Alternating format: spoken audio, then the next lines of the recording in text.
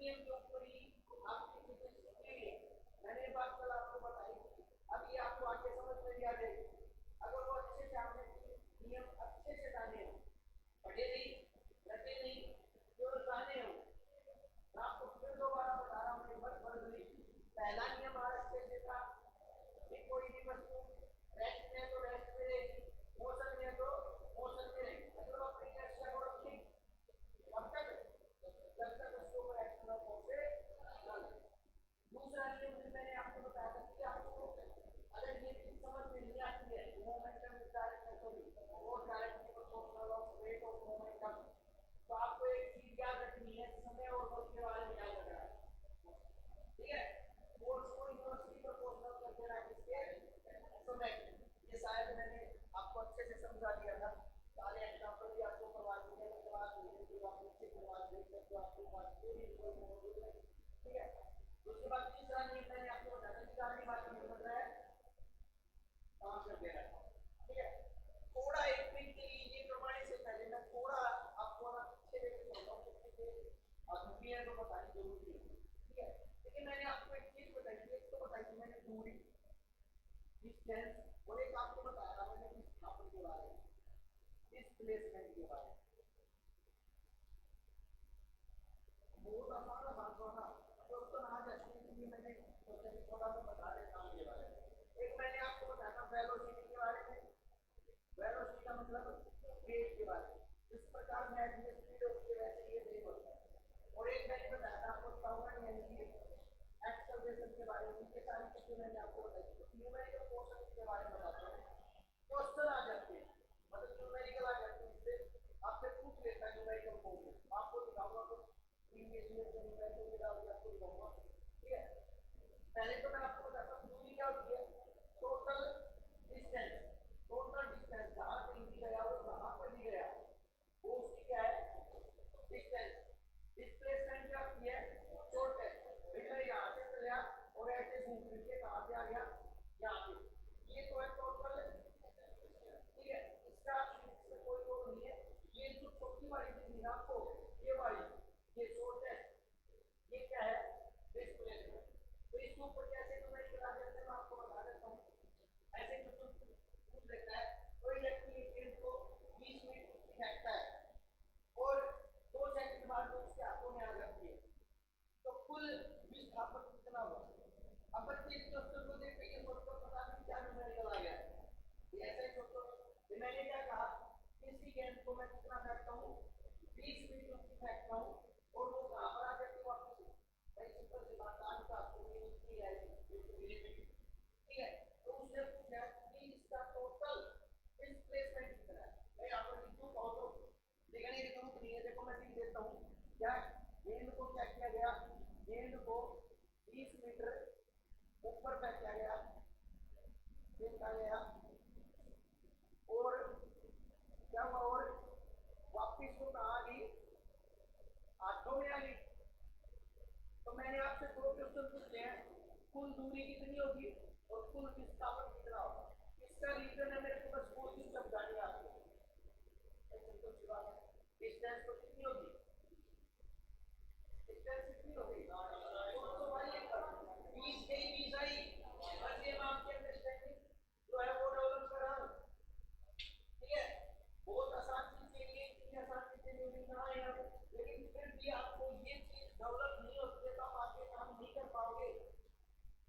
तो ये 20 गई 20 आई तो कितनी होगी ये, लेकिन विस्थापन कितना होगा, ऊपर बैठे नीचे आ गया तो विस्थापित हो ही नहीं रहा। ऐसे सिंपल सी बात है, कितनी आ गई। या फिर कई बार ऐसे करके क्वेश्चन पूछ लेता है, कोई व्यक्ति बीच में उतर जाता है, चल जाता है, चल जाता है, उसको डिस्प्लेसमेंट पूछ लेता है, जैसे रीजनिंग में क्वेश्चन आते रहते हैं। तो आपको एक बात याद रखनी है, शॉर्ट डिस्टेंस जो वो पूर्ण है और जो टोटल है वो क्या है, मैं ऐसे कहता हूँ जैसे कि फॉर एग्जांपल मैं कहता हूँ कोई व्यक्ति यहाँ से चला जाता है 10 मीटर यहाँ जाता है, फिर क्या करता है वो 15 मीटर यहाँ जाता है, फिर क्या करता है वापस 10 मीटर यहाँ आता है। अब तो क्वेश्चन पूछ सकता हूँ, अब एक क्वेश्चन को तो डिस्टेंस कितनी होगी और डिस्प्लेसमेंट भी पूछ सकता हूँ। तो भाई डिस्टेंस तो टोटल हो गई, लेकिन डिस्प्लेसमेंट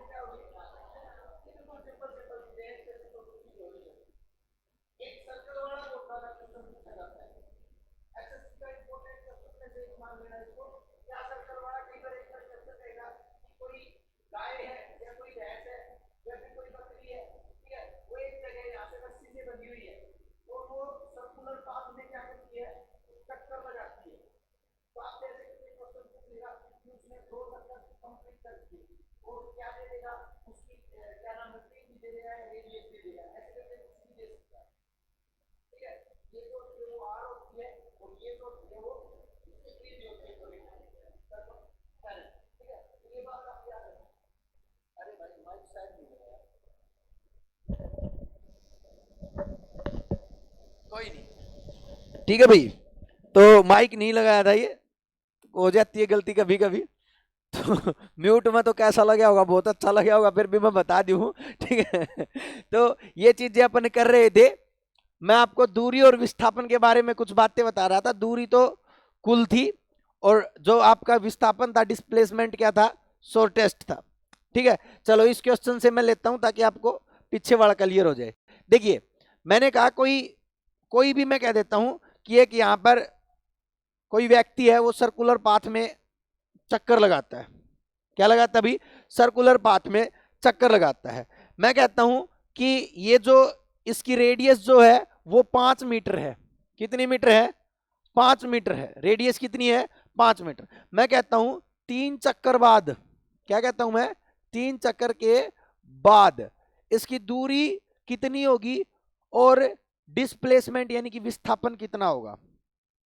3 चक्कर बाद 1 2 3, क्या विस्थापन क्या होगी? 0। लेकिन क्या रह गई?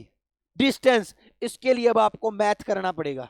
ये मैथ का क्वेश्चन हो गया, हम मैथ को डिस्कस नहीं करेंगे अब, ठीक है। जो भी आपने निकाला वो निकाल लेना।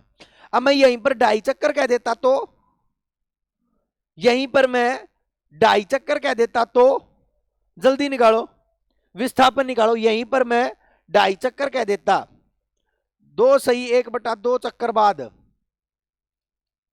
अब विस्थापन बताओ जल्दी, अब विस्थापन कितना होगा? क्या होगा भाई? अरे कर क्या रहे हो तुम? 2.5 चक्कर के बाद विस्थापन क्या होगा भाई? देखो, मैं यहां से चला गड्डी लेके, ये गया 1 चक्कर, फिर ये गया 2 चक्कर 0, और फिर ये गया आधा चक्कर। यहां से लेकर यहां तक की दूरी कितनी होगी? ये 5 और ये 5, तो कितनी होगी? अरे भाई, इससे आसान तो कुछ चीजें हो ही नहीं सकती। विस्थापन से ऐसे क्वेश्चन पूछ सकता है, बोलो हाँ या ना? क्लियर है? वेग, वेलोसिटी, वेलोसिटी क्या होती है? Displacement upon time. इससे क्वेश्चन बहुत ही सिंपल सरल क्वेश्चन पूछ सकता है। आपसे कह देगा कि कोई व्यक्ति 5 सेकंड में 10 मीटर की दूरी तय करता है, तो उसका वेग क्या होगा? तो कितना होगा अभी? 10 तो इसने डिस्प्लेसमेंट दे दिया, 2 इसने क्या दे दिया, ठीक है, तो कितना आ जाएगा? 5। लेकिन एक बात बताता हूं, सुनना बेटा, ये रूल मैथ में भी होता है, ये रूल फिजिक्स में भी होता है। जब आप न्यूमेरिकल करो, जब भी आप न्यूमेरिकल कर रहे हो, क्वेश्चन कर रहे हो, तो आपको एक चीज को जरूर ध्यान में देना है। आपको सब कुछ आती हो कोई मतलब नहीं, अगर आपने यूनिट को ध्यान में नहीं रखा तो सारा क्वेश्चन गलत हो जाएगा। आपको यूनिट पता होनी चाहिए। जैसे आपको यह पता होना चाहिए कि दूरी को मीटर में, दूरी को किस में? मीटर में, टाइम को सेकंड में, मास को किलोग्राम में, वेलोसिटी को मीटर पर सेकंड में। ये सारी चीजें आपको पता होनी चाहिए, ठीक है। अब मैं यहीं पर क्या करता हूं, इसी क्वेश्चन को ऑप्शन में मैं ऐसे दे दूंगा, और ये एग्जामिनर करता है। ऑप्शन कैसे दे देगा? ऑप्शन ए दे देगा 5 मीटर पर सेकंड स्क्वायर, दूसरा दे देगा 5 मीटर पर सेकंड। अब बच्चा क्या सोचेगा? बच्चा सोचेगा 5 उत्तर आ गया, वो दूसरे के ऊपर जाएगा ही नहीं, यहीं पर कर देगा, और ये गलत हो जाएगा उसका, क्योंकि यूनिट नहीं रही। वेग की यूनिट क्या थी? मीटर पर सेकंड। ये किसकी यूनिट हो गई? एक्सेलरेशन की होगी। हो गया नहीं होगी? 1 मिनट के लिए मैं एक्सेलरेशन को और समझा देता हूं, फिर आगे अपन चलेंगे भाई। त्वरण यानी कि एक्सेलरेशन। सुनना भाई, एक्सेलरेशन मैंने बताया था वेलोसिटी अपॉन, भाई वेलोसिटी में चेंज होना, वेलोसिटी में चेंज होना। अब वेलोसिटी चेंज का मतलब क्या होगा? शुरुआत में कुछ स्पीड थी और लास्ट में कुछ हो गई। क्या मैं कह सकता हूं फाइनल और इनिशियल? भाई चेंज का मतलब तो यही हुआ, शुरू में मैंने बाइक को घुमाया 10 की स्पीड से, फिर 20 हो गई, यानी कि ये क्या हुई? चेंज हुई। तो क्या मैं कह सकता हूं फाइनल माइनस में इनिशियल बटे में टाइम, ये किसका फॉर्मूला बनेगा भाई? एक्सेलरेशन का बनेगा, इसको मैं ऐसे लिख सकता हूं v minus you by T. v final है, u इनिशियल बाई टी। आपको मतलब ही नहीं है, मैं आपको बस वो क्वेश्चन करवा रहा हूं जो आप कभी गलत ना करो। क्वेश्चन आपसे पूछ सकता है, ये बाइक वाला बहुत बार पूछता है। देखो मैं आपको बताता हूं, क्वेश्चन लिखता हूं। कोई बाइक वाला अपनी बाइक को स्टार्ट करता, अपना यो बाई है, बाइक स्टार्ट करे है, स्टार्ट की इसने, और 10 सेकंड के बाद, देखना सुनना, 10 सेकंड के बाद कितनी स्पीड प्राप्त कर लेता है, धूम टू बना देता है ये 10 सेकंड में 100 मीटर पर सेकंड का वेग कहो या गति कहो, बात है कि ये फिजिक्स में आपको वेग ही मानना है, ये सिंपल सी बात है, का वेग प्राप्त कर लेता है। तो इसका एक्सेलरेशन क्या होगा, तो त्वरण क्या होगा, जल्दी बताओ भाई। यहां पर आपको एक चीज देखनी है, मैंने कहा फाइनल माइनस में इनिशियल, यहां पर इनिशियल तो दे ही नहीं रखा भाई, सिंपल सी बात है, बाइक को रोके हुए था, तो u कितना हो जाएगा, v कितना हो जाएगा, और अब निकालना क्या, कुछ नहीं निकालना, ये टाइम रहा, इसको 100 के में से 0 घटाओ और बटे में क्या कर दो 10, और ये आ जाएगा, लेकिन 10 मीटर पर सेकंड स्क्वायर। इस चीज को याद रखना, यूनिट अगर आप गलत कर देते हो तो आपको कोई भी नहीं बचा सकता। क्वेश्चन किया और वो गलत हो जाएगा, यहां तक किसी को कोई प्रॉब्लम। अपन ये नहीं करने वाले थे, ये तो मैंने आपको एडवांस में करवाए हैं, क्योंकि मेरे को पता है बहुत से स्टूडेंट यहां पर बिना साइंस के बैकग्राउंड के बैठे हैं, उनको भी तो करना है भाई। अगर किसी को प्रॉब्लम हो वो मेरे से पूछ सकता है, साइंस बैकग्राउंड वालों को तो प्रॉब्लम आएगी नहीं, क्योंकि इससे आसान चीज उनके लिए कुछ हो नहीं सकती। उनको ये भी चीज नहीं आ रही है तो इसका मतलब उन्होंने पढ़ा ही नहीं है कुछ भी, वो तो आर्ट वालों से भी खराब है। कोई ऐसा है जो दूसरी साइड से था और ये चीज समझ में ना आई हो तो वो पूछ सकता है। फिर आगे चलते अपन, चले भाई गति के नियमों पर चले। चलो गति, मोशन क्या, देखिए मोशन मैंने आपको बता दिया था, कल ही बताया था मोशन। जल्दी बताओ भाई मोशन क्या है भाई, change in position, change in velocity, कुछ भी कह सकते हो, बात है कि गंगाधरी शक्तिमान है।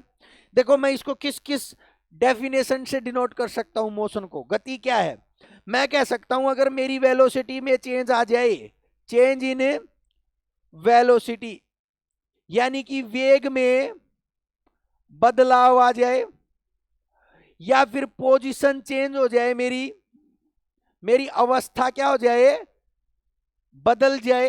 अवस्था का मतलब मेरी रेस्ट से किस में आ जाए, मोशन में आ जाए। या फिर मैं क्या कह सकता हूं, फोर्स क्या हो जाए, अनबैलेंस हो जाए, असंतुलित हो जाए। कल ही मैंने आपको ये बात बताई थी, कोई 10 केजी का कोई बक्सा है, उसको कोई व्यक्ति क्या करता है, 20 न्यूटन के बल से उधर खिसकाता है, तो ये क्या हो जाएगा, ये अनबैलेंस है, इसका 20 इसका 10 अनबैलेंस है ना, तो ये उधर खिसक जाएगा। इनमें से कुछ भी एक काम हो जाए तो क्या मैं कहूंगा वो चीज किस में आ जाएगी। मोशन को बहुत अच्छे से अपन किन लॉ में पढ़ सकते हैं, 3 लॉ में पढ़ चुके हैं भाई, 3 के 3 लॉ पढ़ चुके हैं या नहीं पढ़ चुके हैं। अब जल्दी जल्दी मैं 4-5 चीजें बताता हूं, इस चैप्टर को खत्म करेंगे, ठीक है। देखो मोशन अलग अलग प्रकार का होता है, सबसे पहले तो मैं बताता हूं लीनियर मोशन। अरे बोलो कैसा होता है भाई, स्ट्रेट मोशन, लीनियर मोशन को हिंदी में क्या कहेंगे, स्ट्रेट ही कहेंगे, मतलब सीधी रेखा में। भाई मैं यहां से चलिया और ये वाला मोशन, बस सिंपल सी बात है, आपको पता पूछने की जरूरत नहीं, इससे क्वेश्चन नहीं आएगा, मैं गारंटी लेता हूं। क्या क्वेश्चन आ सकते हैं एडवांस लेवल के वो मैं बता दूंगा। भी मैं कहता हूं कोई व्यक्ति चल रहा है, कोई गाड़ी चल रही है, ये सारे के सारे सीधी रेखा में अगर चल रहे हैं तो वो मोशन कौन सा होगा। मैं अगर कहूं सीधा सीधा सीधी रेखा में होने वाला मोशन जो होगा वो क्या कहलाएगा, लीनियर मोशन कहलाएगा। चेंज क्या क्या होगा इसमें, देखो आपसे पूछ सकता है लीनियर मोशन में, एक रेलवे के एग्जाम में क्वेश्चन आ गया था लीनियर मोशन के बारे में, कौन सी बातें सही हैं कौन सी बातें गलत है, ऐसे करके। तो ये सीधी रेखा में होता है, पहली बात, ठीक है। दूसरी बात, क्या ये डायरेक्शन चेंज करता है, अरे डायरेक्शन कभी चेंज होंगी, बस इसकी सबसे मेन क्वालिटी ना यही है, सीधी रेखा का मतलब ये डायरेक्शन चेंज नहीं करेगा, बिल्कुल सीधे। चेंज करेगा क्या? क्या मैं कह सकता हूं वेलोसिटी को चेंज करेगा? अरे भाई वेलोसिटी चेंज नहीं हुई, वेग चेंज नहीं हुआ तो वो सीधी रेखा में क्या, किसी रेखा में ही नहीं होगा, वो तो स्थिर हो जाएगा। बोलो आया ना। दूसरा मोशन पे आ जाओ भाई, जल्दी जल्दी कर लेते हैं। प्रोजेक्टाइल मोशन, चलो पहले सर्कुलर करवा दूं क्या? पहले सर्कुलर करवा देता हूं। सर्कुलर मोशन, वृत्तीय, वृत्तीय भाई बताने की जरूरत है क्या? ये सर्कुलर मोशन है, ये सर्कुलर मोशन है, लेकिन सुनना, इसमें बताने की क्या जरूरत है? वेलोसिटी चेंज होती है, वेलोसिटी चेंज होती है। लिखो, मैंने लिख दिया, 1 मिनट के लिए लिख देता हूं, लेकिन ये ठीक नहीं है। वेलोसिटी चेंज ठीक है, लेकिन देखो हर दिशा में, हर एक पोजीशन पर चेंज हो रही है, हर एक टाइम पर चेंज हो रही है। मैंने क्या कहा? देखो कई बार क्वेश्चन आता है कि वो गति कौन सी होती है जहां पर हर पॉइंट पर डायरेक्शन चेंज होती है। एक ही मोशन है जिसमें हर पॉइंट पर क्या होगा, हर एंगल पर क्या चेंज होगी, डायरेक्शन और वेलोसिटी दोनों चेंज होंगी। तो कहने का मतलब इसमें क्या आएगा? एक्सेलरेशन होगा। क्या होगा? एक्सेलरेशन होगा। बोलो हाँ है ना। यहां से एक कंसेप्ट निकल के आएगा, वेलोसिटी चेंज होगी और क्या चेंज होगी, डायरेक्शन चेंज होगी, और क्या निकल के आएगा, एक्सेलरेशन निकल के आएगा। इसलिए इस मोशन के अंदर एक फोर्स डेवलप होगा, और उस फोर्स का नाम क्या होगा, सेंट्रीपिटल फोर्स। नहीं पता है तो हिंदी बता देता हूं, अभिकेंद्री बल। अभिकेंद्री का मतलब जो अंदर की तरफ लगता है।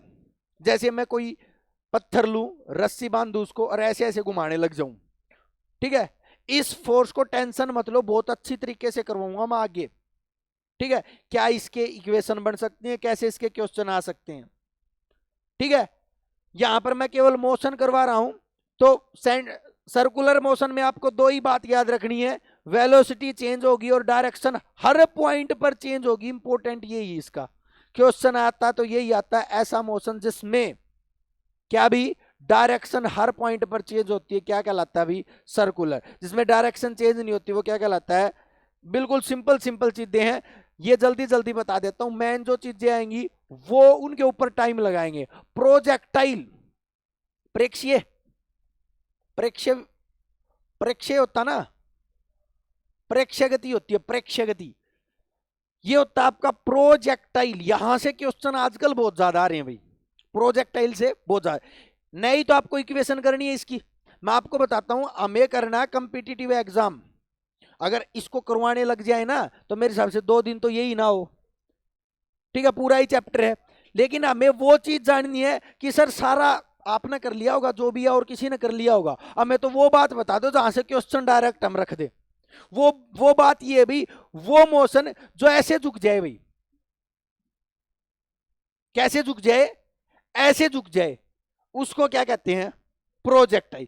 रेंज के अकॉर्डिंग, अब मैं आपको रेंज नहीं निकालनी सिखाऊंगा, नहीं निकालूंगा, ठीक है भाई। मैंने क्या कहा, जो चीज ऐसे हो जाए, लास्ट में कैसे हो जाए, ठीक है, नीचे की तरफ चली जाए, इसका सिरा किस कहां चला जाए, नीचे की तरफ चला जाए, उसको अपन क्या कहते हैं, प्रोजेक्टाइल मोशन। क्यों जरूरी है सुनना भाई, सारी चीजें। आपका पूरा डिफेंस सेक्टर जो ना, पूरा का पूरा डिफेंस सेक्टर जो है वो किसके ऊपर काम करता है, प्रोजेक्टाइल मोशन के ऊपर काम करता है। ये जो साइंस एंड टेक्नोलॉजी वर्ड सुनते हो ना आप, टेक्नोलॉजी, जो ये जितने भी क्या नाम है, मिसाइल वगैरह बनती हैं, जितने भी आपके बम वगैरह पड़ते हैं, जितने भी कुछ भी चीज, अरे बंदूक भी चलती है ना, उसमें भी कौन सा मोशन काम आता है, कौन सा भी, प्रोजेक्टाइल मोशन। मेरे हिसाब से इसके बारे में बताना नहीं चाहिए। इसके एग्जाम्पल में कौन कौन आएगा भाई, पहला तो मिसाइल आ जाओ, दूसरी बंदूक की गोली आ जाओ, अरे तीसरा धनुष का तीर आ जाओ, अरे पत्थर फेंक दो यार, पत्थर फेंक दो। ये सारे के सारे किस में आएंगे, मतलब जो भी चीज आपको ऐसे होती हुई प्रतीत हो रही हो, ये तो आप कर दोगे, लेकिन इसमें कंसेप्ट है वो जानने की कोशिश करना, जहां से थोड़ा अच्छा क्वेश्चन आ सकता है। कई बार है ना एक बंदर वाला क्वेश्चन, एक बंदर वाला क्वेश्चन एसएससी के बता रहा हूं, ये मन पसंदीदार क्वेश्चन है। एक तो बंदर वाला और एक बंदूक की गोली का निशाना। मैंने क्या कहा, टारगेट, टारगेट कर देता हूं। इससे क्वेश्चन आता है टारगेट कैसे लगाना है। अब देखो बेटा, टारगेट लगाने के लिए ना वहां पर ट्रेनिंग में एक मोशन सिखाया जाता है। जो ये शार्प शूटर होते हैं ना, इनको ज्यादातर ये जरूर सिखाया जाता है प्रोजेक्टाइल मोशन। और इसकी एक एक रेंज निकालनी सिखाते हैं। एक एक क्या सिखाते हैं, रेंज निकालनी, कि किस एंगल पर कितनी स्पीड से कितनी दूरी हो कि वो उसकी रेंज कहां जाए और वो कहां पर जाकर टारगेट करे। ये सारी चीज सिखाते हैं।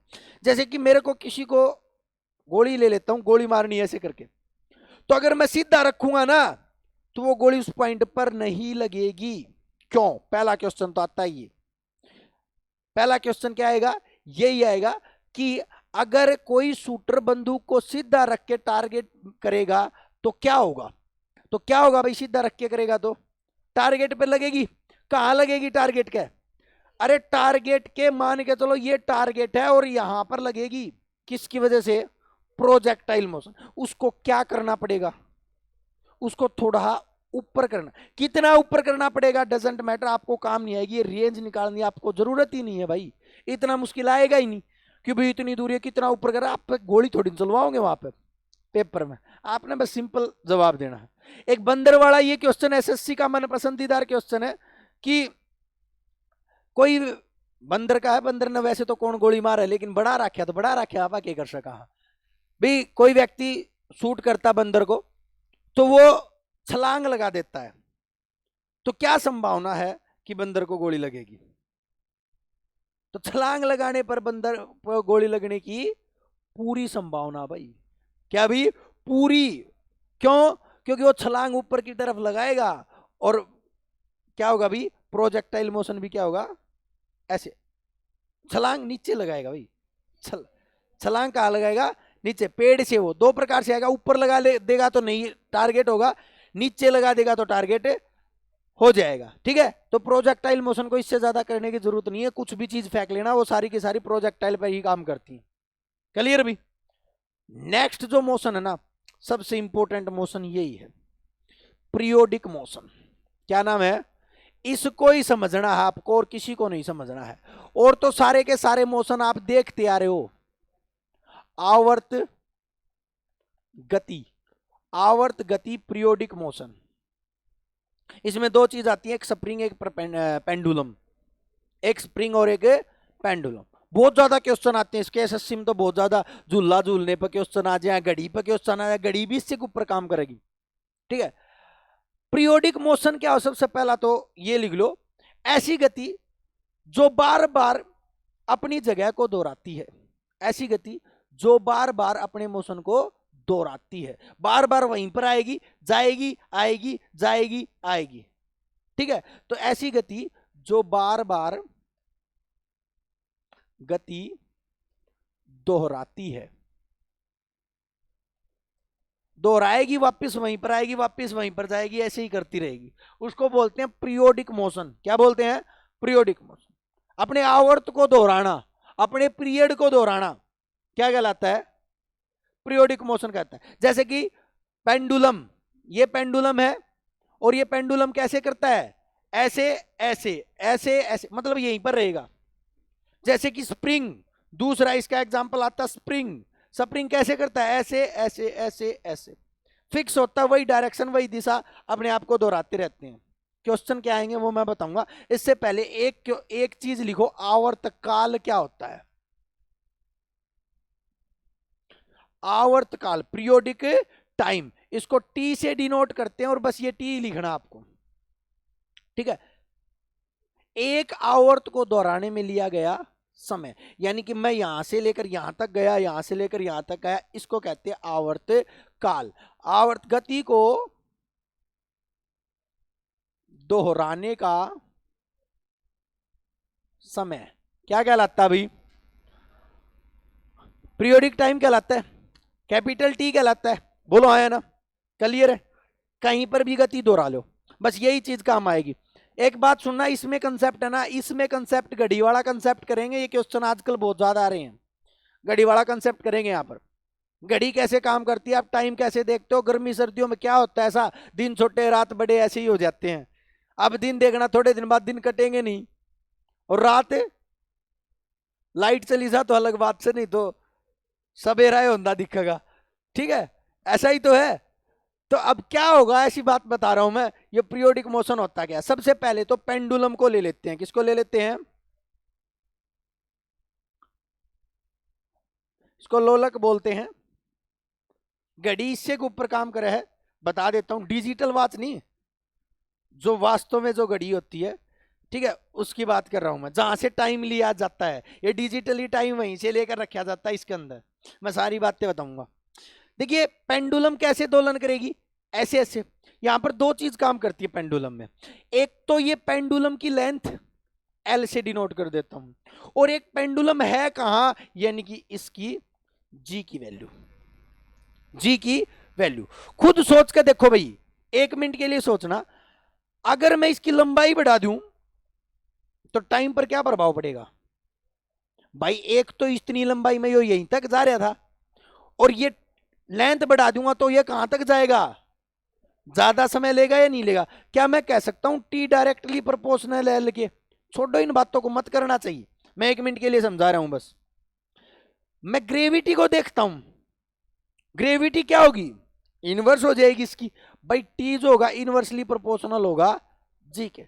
जब मैं इस सारे को सोल्व करूंगा, आपको नहीं करना है, मैंने आपको कहा ना ये चीजें आपको नहीं करनी है, जो चीज बताऊंगा वो करनी है आपको। जब सारे को सोल्व करूंगा तो 2 पाई रूट एल बाई जी, ये इक्वेशन बनती है। हाँ, ये इक्वेशन जरूर करनी है, क्योंकि है ना अपने हरियाणा के ही एक एग्जाम में इक्वेशन पूछ ली गई थी, किसकी भी, पेंडुलम के टाइम की। ठीक है, ये इक्वेशन जरूर कर लेना, टी, ये इक्वेशन पूछ ली जाती है। 2 pi L by G, L क्या है यहां पर, लंबाई है, और जी क्या है यहां पर, ग्रेविटी है, पृथ्वी की ग्रेविटी ये वाली।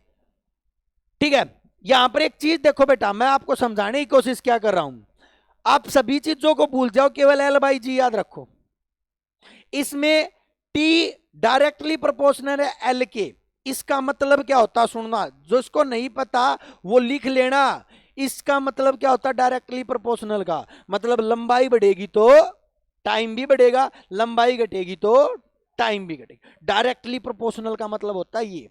फिर बता रहा हूं, ध्यान से सुनना, नहीं पता है जो साइंस साइड से नहीं है वो लिख लेना चाहिए। डायरेक्टली का मतलब क्या होता है, दोनों के साथ एक जैसा व्यवहार। एक इनवर्सली का मतलब क्या होता है, दोनों के साथ उल्टा व्यवहार, एक बढ़ेगा दूसरा घटेगा।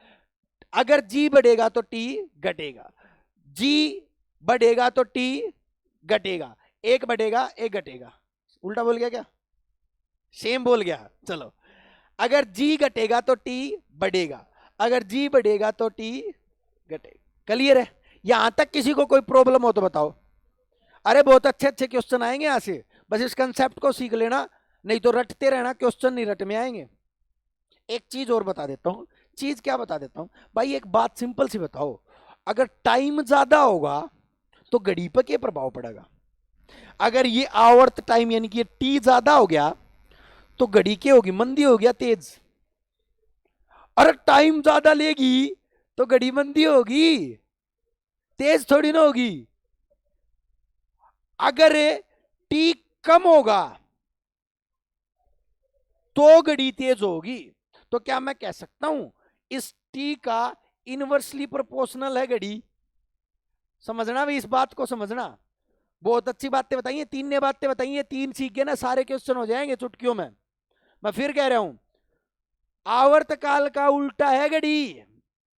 अगर आवर्तकाल बढ़ेगा तो घड़ी सुस्त हो जाएगी, अगर आवर्तकाल घटेगा तो घड़ी तेज हो जाएगी।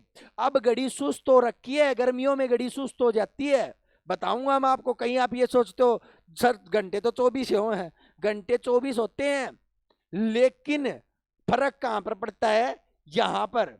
ये फिजिक्स की फेनोमिना है, इसको समझना। कहीं आप ये सोचते हो गर्मियों में दिन ऐसे ही बड़े हो जाए, नहीं, मुश्किल से निकलता है 1 घंटा। बताऊंगा इसके बारे में, बहुत अच्छे से समझेंगे इसको। यहां तक किसी को कोई प्रॉब्लम हो तो बताओ। दोबारा बता देता हूं, टी डायरेक्टली प्रोपोर्शनल है एल के, टी इनवर्सली प्रोपोर्शनल है जी के, टी डायरेक्टली इनवर्सली प्रोपोर्शनल है घड़ी के। ई आ जाओ भाई, देखो क्वेश्चंस के ऊपर जल्दी जल्दी है ना, 2 मिनट में आप खुद आंसर दोगे। पहला तो क्वेश्चन ये आ सकता है, किसी पेंडुलम की लंबाई बढ़ाने पर, किसी पेंडुलम की लंबाई बढ़ाने पर आवर्तकाल पर क्या प्रभाव पड़ेगा? तो आपको बता बढ़ेगा, घटेगा तो आपसे ये पूछ सकता है, ये क्वेश्चन पूछ सकता है, किसी, बस रे, किसी पेंडुलम की लंबाई बढ़ाने पर घड़ी पर क्या प्रभाव पड़ेगा? घड़ी पर प्रभाव बताओ भाई, लंबाई बढ़ाने पर घड़ी पर क्या प्रभाव पड़ेगा? मैंने इनवर्सली बताई थी, तो घड़ी क्या हो जाएगी? सुस्त हो जाएगी। क्या हो जाएगी? सुस्त, मतलब धीरे धीरे चलने लगेगी। इसके लिए एग्जाम्पल के तौर पे मैं बता रहा हूं क्या भाई? गर्मी। क्या बता रहा हूं? गर्मी। अच्छा, गर्मियों में ऐसा क्या हुआ कि लंबाई बढ़ गई? इसको उल्टा कर दो क्वेश्चन को, समझने के लिए इस क्वेश्चन को उल्टा कर दो। सर ऐसा क्यों हुआ? ये पेंडुलम था, ये पेंडुलम बना होता मेटल का। किसका बना होता है? मेटल, धातु का। और मेटल की प्रॉपर्टी है, टेम्परेचर मिलने पर मेटल क्या हो जाती है? इंक्रीज हो जाती है। जैसे ही इसको टेम्परेचर मिलेगा, ये क्या हो जाएगी? इंक्रीज हो जाएगी। और ये क्या हो जाएगा भाई? घड़ी की लंबाई बढ़ जाएगी और घड़ी क्या हो जाएगी? सुस्त, जैसे कि गर्मियों में। अब इसी क्वेश्चन को थोड़ा उल्टा कर देता हूं, किसी पेंडुलम की लंबाई कम होने पर घड़ी पर क्या प्रभाव पड़ेगा? तो क्या हो जाएगी? तेज हो जाएगी। ऐसा कब होगा भाई? ऐसा कब होगा? सर्दियों में। अब आपसे एग्जाम में ऐसे क्वेश्चन भी पूछ सकता है, सर्दियों में घड़ी की गति तेज हो जाती है, क्यों? तो आपसे ऑप्शन में दे सकता है, पेंडुलम का आवर्तकाल बढ़ जाता है, पेंडुलम का आवर्तकाल घट जाता है, पेंडुलम का आवर्तकाल बराबर रहता है, पेंडुलम के आवर्तकाल पर कोई प्रभाव नहीं पड़ता। ऐसे करके क्वेश्चन पूछ सकता है। या फिर आपसे लंबाई से भी क्वेश्चन पूछ सकता है। कितना कंफ्यूज कर सकता है। क्वेश्चन के तौर पर इस टॉपिक को करना चाहोगे ना, मैं गारंटी लेता हूं एक क्वेश्चन ठीक करके दिखा देना। नहीं होगा, तुक्का बेशक मार दो, क्योंकि सभी सिमिलर सिमिलर लगेंगे। अरे यार, एक घटा दिया, एक बढ़ा दिया, फिर उसको, समझ रहे हो? कंसेप्ट एक ही जानना है, टी डायरेक्टली है एल के, इनवर्सली है जी के, और इनवर्सली है घड़ी के। बस खेल खत्म। और बताऊं? चलो और क्वेश्चन कर लेते हैं अच्छे अच्छे। अंतरिक्ष में देखो, एक क्वेश्चन ये बहुत बार आता है, मन पसंदीदा क्वेश्चन है एसएससी का। अंतरिक्ष में घड़ी क्या हो जाती है? बंद हो जाती है, क्यों? इसी कंसेप्ट को समझो भाई। टी का मतलब क्या था? 2π√L/G। अंतरिक्ष में जी कितना? टी कितना हो जाएगा? इन्फिनिट्यू। ठीक है, इनफाइनाइट हो जाएगा, मतलब अनंत तक चला जाएगा। टी अगर अनंत हो गया तो घड़ी चलेगी। अरे चलेगी क्या? इस क्वेश्चन के 2 आंसर हो सकते हैं। घड़ी बंद क्यों हो जाती है?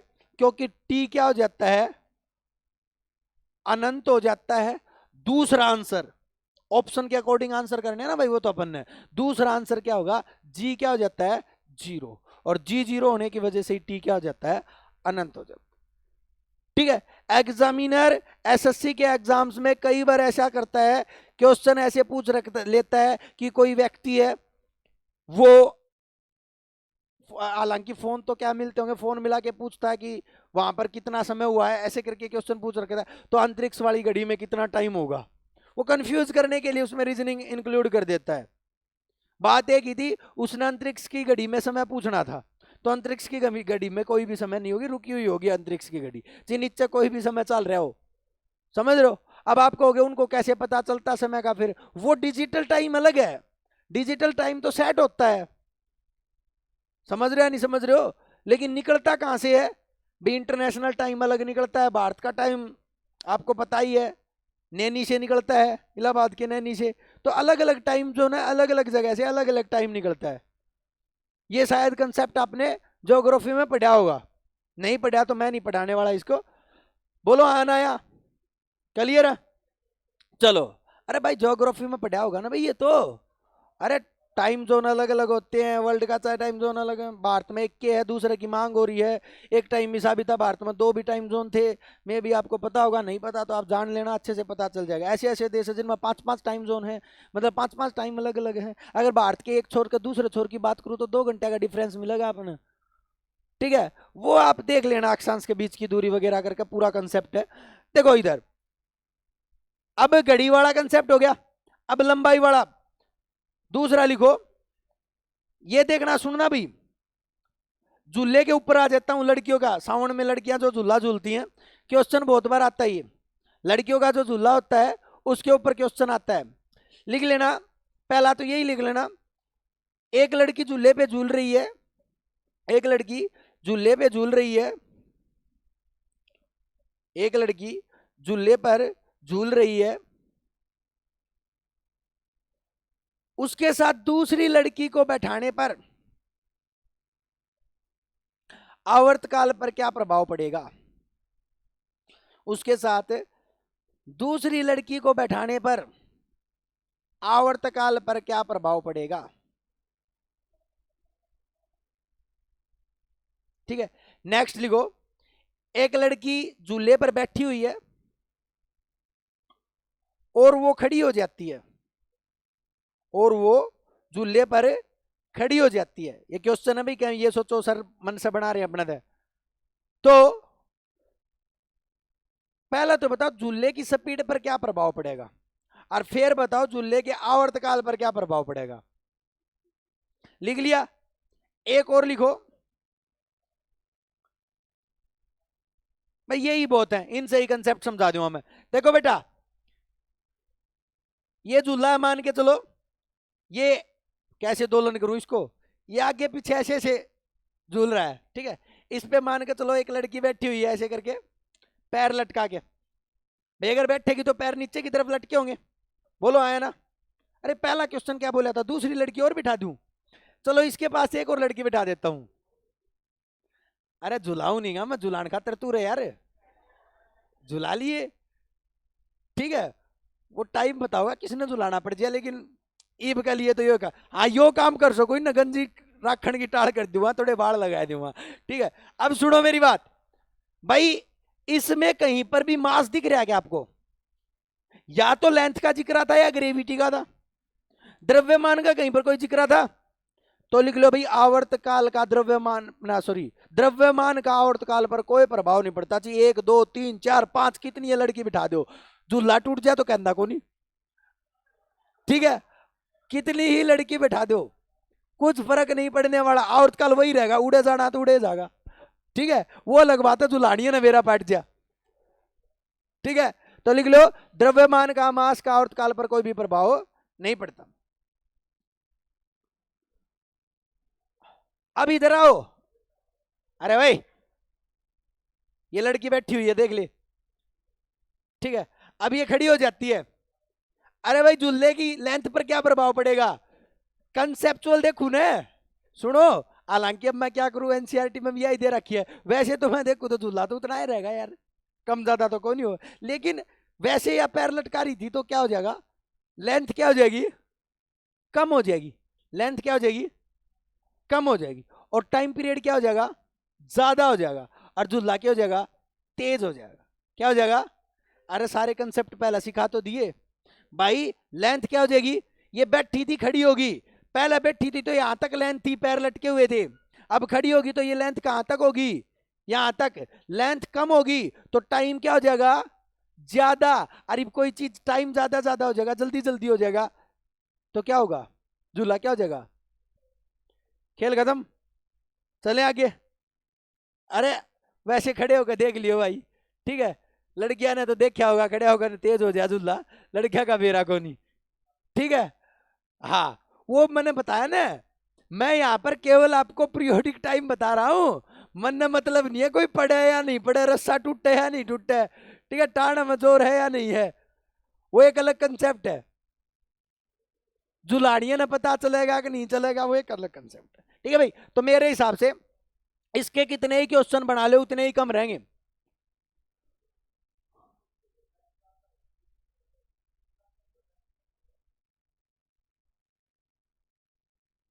क्या होगा स्पीड? अच्छा टाइम क्या होगा? हाँ भाई सुनना, लेंथ कम तो टाइम, लाइन लेंथ कम तो टाइम ज्यादा होगा यार, उल्टा है, इनवर्सली प्रोपोर्शनल है यार, इनवर्सली प्रोपोर्शनल है। अच्छा अच्छा अच्छा, हाँ हाँ हाँ हाँ। ले भाई, सही कह रहा है भाई, कम होगा भाई, लेंथ भी कम और टाइम भी कम। अरे तो टाइम कम होगा जद्दे तो झूला तेज होगा, लो ना कर दो ना तेज, आंसर तेज निकालना मैंने मतलब कौन। ठीक है, तो सोच क्यों रहा था, पूछ नहीं थी तने, और लेकिन लड़कियां तो मतलब है कोई नहीं, तो झूलन का मतलब है। ठीक है, अरे तेज मंदा कि मैं तो देख लो। चलिए भाई नेक्स्ट पर चलते हैं भाई, बस नेक्स्ट है भाई मोशन ऑफ स्प्रिंग, बस लास्ट है भाई स्प्रिंग। स्प्रिंग वाला देख लो, दोबारा थोड़ी ना मैं इसको करवाने के लिए आऊंगा, इस मोशन को खत्म ही करवा के चला जाता हूं अभी मैं, जल्दी जल्दी बता देता हूं। ये स्प्रिंग है, स्प्रिंग में यहां पर क्या इसका मास है, और ये यहां पर स्प्रिंग कांस्टेंट के है। स्प्रिंग मजबूत है या कमजोर है, क्वालिटी है इसकी, क्वालिटी ऑफ स्प्रिंग है के। ठीक है, तो इसका टाइम पीरियड किसके ऊपर डिपेंड करेगा, 2 पाई रूट m के। ये मैंने जल्दी जल्दी बता दिया भाई, कोई दिक्कत को नहीं, देखो मैं बता देता हूं भाई। देखो मास बढ़िया तो क्या होगा, टाइम बढ़ेगा भाई, बढ़ेगा या नहीं बढ़ेगा? तो भाई सिंपल सी बात है, टी डायरेक्टली प्रोपोर्शनल है एम के, पहली बात। के है भाई उसकी मजबूती, अगर ज्यादा मजबूत होगा, अगर ज्यादा मजबूत होगा तो टाइम बढ़ पाओगा, नहीं टाइम घटेगा। तो सिंपल सी बात है, टी का इनवर्सली प्रोपोर्शनल होगा के।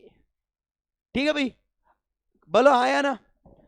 इसमें एक बात याद रखना, इनके अलावा किसी का रोल नहीं है, कहीं आपको मास कह देना, सॉरी मास का तो रोल है, लेंथ वगैरह का कोई रोल नहीं, कितना है लंबा स्प्रिंग कर दो कोई प्रभाव नहीं पड़ेगा। वो सोकर वोकर से क्वेश्चन आते हैं कई बार, किसी गाड़ी का सोकर इतने इंच का, दूसरी गाड़ी का सोकर छोटा है, तो उसके ऊपर क्या प्रभाव पड़ेगा, कुछ प्रभाव नहीं पड़ेगा लंबाई का। हाँ, के की वैल्यू अगर दे देना फिर तो आपको कैलकुलेट करनी पड़ जाएगी, भी एक स्प्रिंग की के की वैल्यू ये है, एक स्प्रिंग की के की वैल्यू ये है, तो टाइम पीरियड किसका ज्यादा होगा, जिसमें के की वैल्यू कम होगी, जिसमें के की वैल्यू कम होगी, क्योंकि कम है तो यो जब ज्यादा होगा, बोलो हाँ है ना। और जितना टाइम पीरियड ज्यादा हो उतना झटका कम लगेगा। भाई स्प्रिंग का काम क्या है, गाड़ी में क्या करना, मैं गाड़ी से ही एग्जांपल ले लेता हूं, ठीक है भाई, क्लियर है। चलो इसके बारे में कुछ बातें और बता देंगे, आज के लिए इतना ही, धन्यवाद। कुछ पूछना हो तो बता देना।